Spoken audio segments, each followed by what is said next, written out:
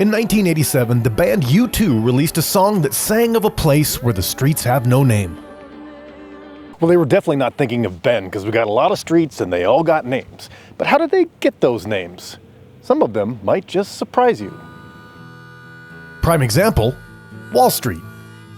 One of the, maybe top 3 questions we get asked maybe on any given week is about road names and Wall Street.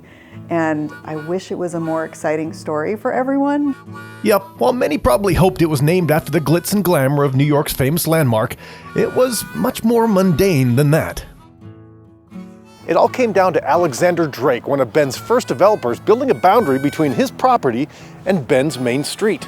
Drake himself set up his property right off of this main street, and bordering his property was a lava rock wall. That's right, Wall Street was named, after a wall.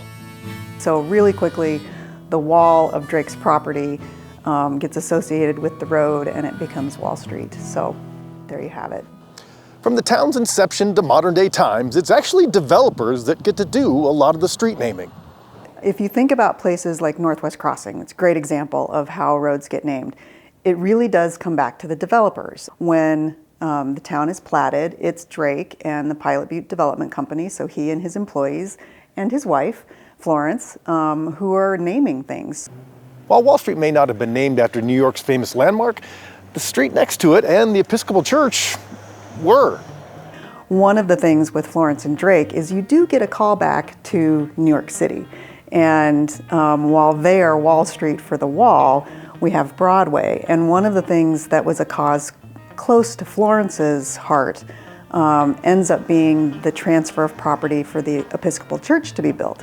Well, in New York City, the Episcopal Church is at the foot of Wall and Broadway. So as you come down Wall Street, just before you turn, to turn this way and head towards Colorado, there's the Episcopal Church right there, and Broadway's just on the other side of it.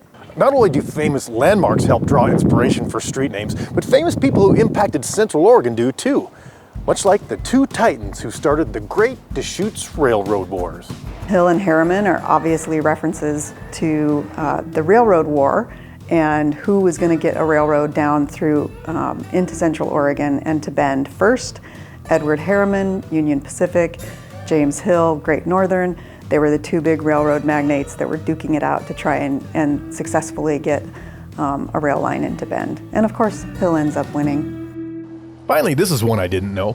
The 66-mile stretch of the Cascade Lakes Highway at one time was an ambitious plan for a 100-mile passage to all the great outdoors that Central Oregon has to offer. So really early on, there were always plans for how can we get roads out to the lakes for a lot of different reasons, but mostly for recreation. And several influential individuals in town were involved in that process, Sawyer and McKay, but also judge and attorney Haley Ellis.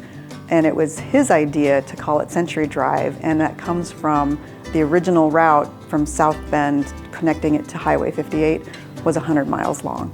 So you get a century, so it becomes Century Drive, which most of us, still know, the piece of it that Century Drive eventually evolves into the official Cascade Lakes Scenic Byways. Now, the 100-mile highway ended up only being actually 66 miles, which makes me think maybe we should update the name of it. Like 2/3 Highway or 66 Drive or, I know, Route 66. Yeah, it has a certain ring to it. For Central Oregon Daily News, I'm Scott Elnes.